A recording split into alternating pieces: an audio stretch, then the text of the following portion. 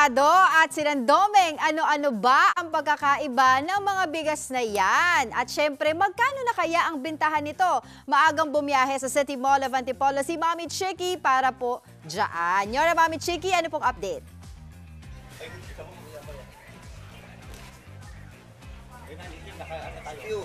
Hello there, Angela. Hi, Dimples. And hello there, Andre. Good morning. Monday na. Gising-gising na tayo. Eto na. Bigas sa pag-uusapan natin ngayon. Siyempre, lilisin natin yung usapan sa bagyo muna. Eto muna, bigas ang hinahanap natin. Pinapantayan natin presyo every week dahil ito talaga pagka tumataas, naapektuhan lahat ng pamilyang Pilipino.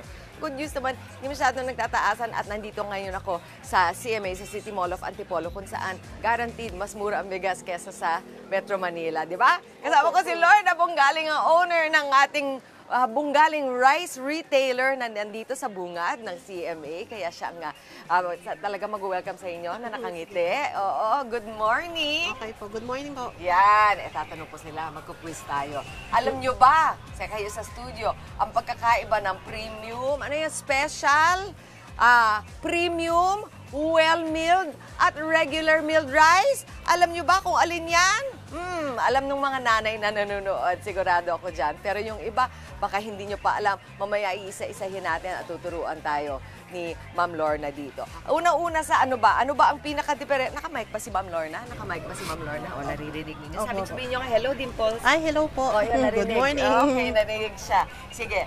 So, isa-isahin natin yung mga presyo mamaya. Pero gusto ko lang more or less malaman ang pagkakaiba ng yung Sinandomeng, yung pinaka parang regular, no? At nung pinakamataas na Dinurado, nasaan ba yon? Halimbawa, eto. Okay. Eto, ano to premium din to, di ba? Yung jasmine. So, titignan ko ngayon, ano yung pagkakaiba? Mas, yung sa ano po ba? Yung sa Ito, regular? jasmine to. Ito yung pinaka-medyo premium ito di ba? Opo. Mahal. Ano po pagkakaiba? Premium pa na. Okay din naman po, pero mas ano po yung... Ay, babalik ko to. Saan? Okay, sige. Kayo magsabi sa akin kung ano yung pinaka-sikat, pinaka-binibili dito. Ito po, 50 pesos. 50 pesos. Nasaan po Premium. ito? Premium. Opo. Maalsa. Ibig sabihin ng maalsa? Medyo matubo po. Yung buhaghag pag sinasaing. Ayun. Na parang ito ba yung dikit-dikit? Hindi. No po, no po. Yung iba gusto dikit-dikit. Yung sa bahay namin, gusto nyo yung dikit-dikit. Yung parang ano. Opo. Oo. Ito yung po, parang medyo malambot. ano to, dikit-dikit. Ayun, malambot. So Opo. magkaiba yung maalsa at saka malambot. Opo, opo. Bakit mas mahal ng konti pala yung yung malambot? Sa variety, ma'am, 160 po. So, pero premium pa rin ang tawag Opo, sa kanya. Okay. Tapos, meron pang parang Coco Pandan, meron palang ganun. May lasa ba yan? Ito Opo, nakalagay masarap dito. po. Yun po yung pinaka-bestseller po. Okay, halos. pero nasa kategorya yan ng premium pa rin. Opo. Opo. Mas maganda ba kung bagong ani, sabi nyo dito? Malambot po. Malambot. Opo. Mas malambot, iyon ang pinakamalambot kapag bagong ani. Opo, usually Okay. po. Ano naman po yung sabihin ng Pares rice? Maalsa po. Maalsa. Ginagamit sa mga sinangag, ganyan. Ayun, at saka sa Pares? Opo. Pinapares. Opo. O sige, so ito yung pinaka mga kumbaga Opo. yung pinaka magaganda. Tsaka yung mabenta po. Mabenta. Opo. Pwede pala kayong mamili mula sa premium, di ba? Opo. Okay, doon naman tayo sa kabila. Itong medyo mas affordable, kung may budget. Ano Opo, po ang mabili merong- dyan? Sige po. 45 po. Dito po tayo. 45, Alin dyan? Okay. 47. Tsaka ito po yung medyo ano talaga, 43. So kung 43, ito naman po, kung bagong luto, ano naman ang itsura? malambot din po. Okay. Okay din po. Okay din. So kahit na yun na nga yung medyo mahigpit ang budget, syempre dito Opo, po. opo. Opo, sige. Tapos yung mga butil, mas mahaba ba yung mga premium? Opo, usually po. Mga special. Oh, ito yung parang mas maliliit. Opo, konti. Tsaka parang maputila. Pero Opo. pinili nyo na ba yan? Parang ang puti.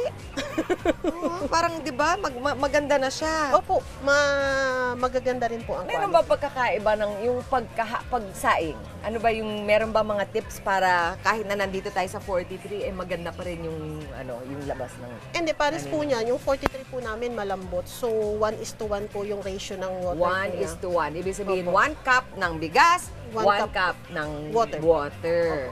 Okay. Kahit na maraming, halimbawa, usually, mga 5 cup ang luto mo, ganun din, 5 cup din ng tubig. Kasi pares po niyan. Hindi lang po siya ganun kaputi, pero malambot po kasi siya. Andre, nakikinig ka ba niyan? Tapos paano kung hindi nila nakalimutan nilang i-measure or wala silang cup? Di ba meron yung gaganyan ka? Alam mo, ay, naku, huwag niyong gagawin. Huwag kayong magtatansya. Basta kumuha na lang kayo ng cup para sigurado. Measure po para Sige. sigurado. Actually, kahit naman anong klaseng cup, basta kung ano man yung gagamitin yung panukat, 1:1, di ba? Yun lang naman yun. Kahit ano pang size nung mug o nung cup na gagamitin ninyo. Eh, kung dito sa mas premium, iba yung sukatan ng tubig. Opo, kasi pares po nung sa dulo, yung 57 namin, maalsa yun. So, may baga parang 1 cup. Usually, yung iba po, pag sobrang maalsa talaga, 2 cups po yung water nila. Yun po yung pagkakaiba nun. So, kung minsan mas maraming tubig, pagka mas premium. Hindi po, pag mas maalsa na nakakategory siya as premium. Hindi, yung sukat ng tubig tsaka sa mas bigas. Marami po. Mas marami ang tubig. Yun na nga. So, lalagyan nyo ng mas maraming tubig. Hindi ko alam yun para mas maalsa pa lang dating niya. Kasi nga, yun ang bigay sa'yo ng premium rice. Yung mga presyo, mamaya po, dadaanan namin isa-isa yan. Kaya abangan ninyo, mamaya, pagbalik namin dito sa City Mall of Antipolo. Back to studio.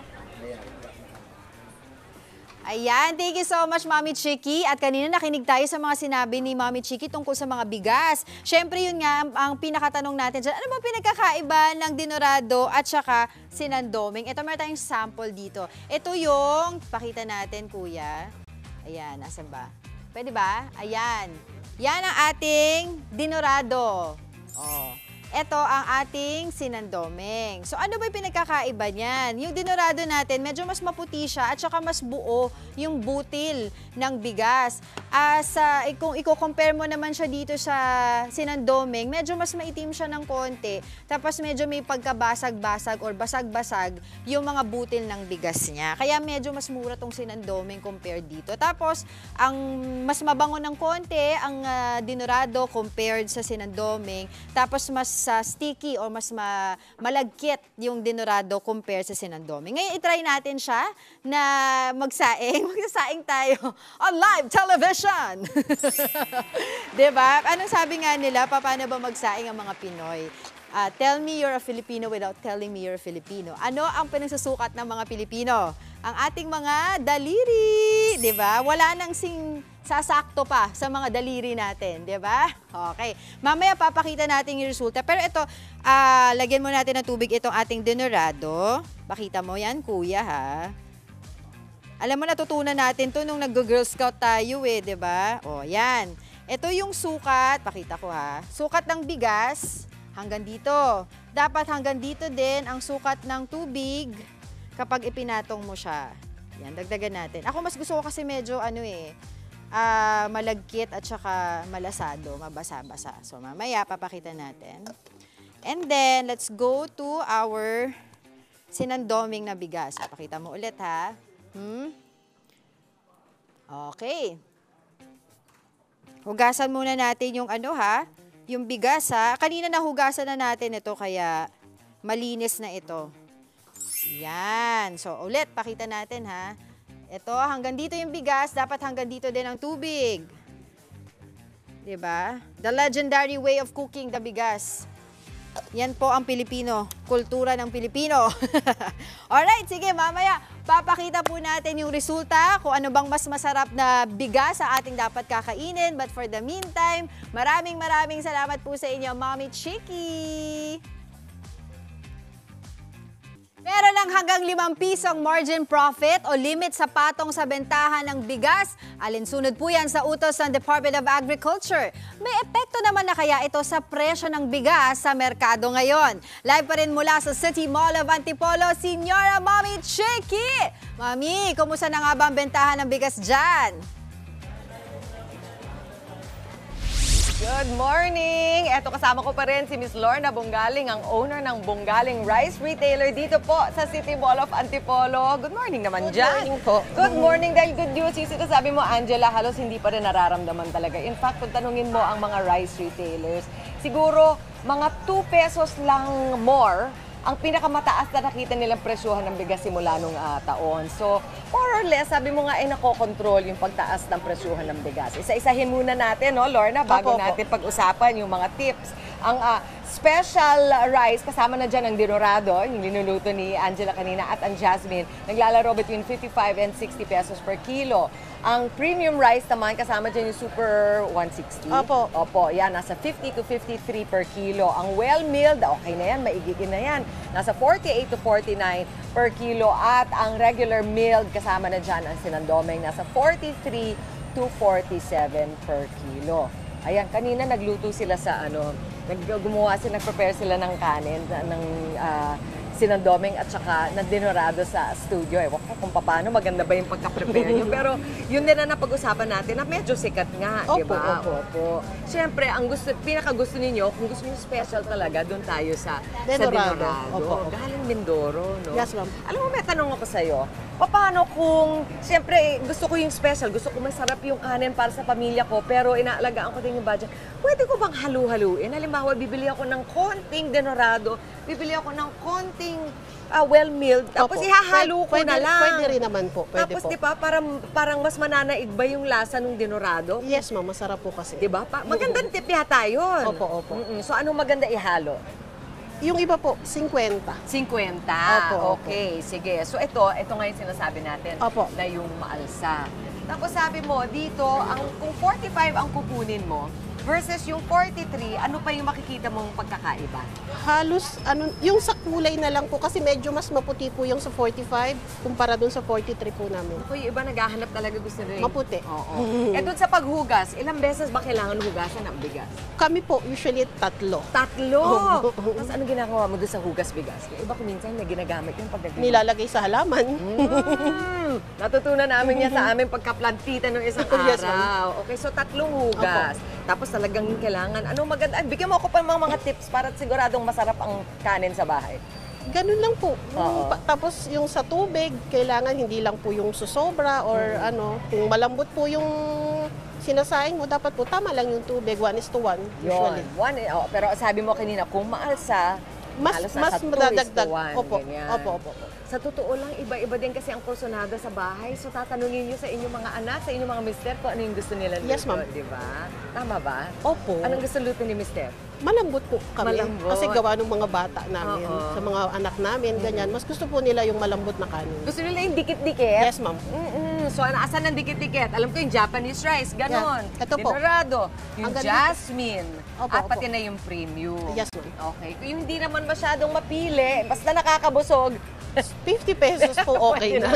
Pwede na rin. Ito, Opo. paalala lang natin, Lorna, salamat pa, by the way, Opo, sa opo. iyong mga tips. No? Siyempre, yung mga Kadiwa stores, nandyan yan, nagkalat na rin sa NCR. Dahil gusto rin nilang maibaba yung presyo. Makakatipid sila ng mga, papasak ng 39 pesos yan sa mga susunod na buwan. 39 pesos per kilo. Pero sa ngayon, nasa mga 43 pa rin. So, meron dyan sa Quezon City, sa DA Central Office, sa Parañaque, dun sa May Patron. Meron din sa Caloocan, sa Liano Road, Barangay 167, sa Valenzuela, La Mesa Street, sa Las Piñas, Manga Street Covered Court, sa Manila, sa City Hall. Yan po ang mga location today ng Kadiwa. Hanapin nyo lang po ang mga Kadiwa centers o i-research nyo kung saan. Alright? Marami din kayo mabibili iba-ibang mga products doon na mas mura. But in the meantime, masaya tayo dahil hindi pa masyadong nararamdaman ng mga mamimili ang pagtaas ng presyo ng bigas. Yes, Tama? ma'am. Yes, ma'am. Yes. Yan. At sinisikap din naman ng mga vendors na hindi na rin itataas ang mga presyo nito. Opo. Alright. Opo. Thank you. Appear. Ayan, hindi tumaas ang presyo. Good news yan sa inyo, Angela, Andre, and Dimples. Yan, maraming salamat, Mami Chiket. Eto na ang ating pinakaabangan na resulta ng ating pagsaing today on national television.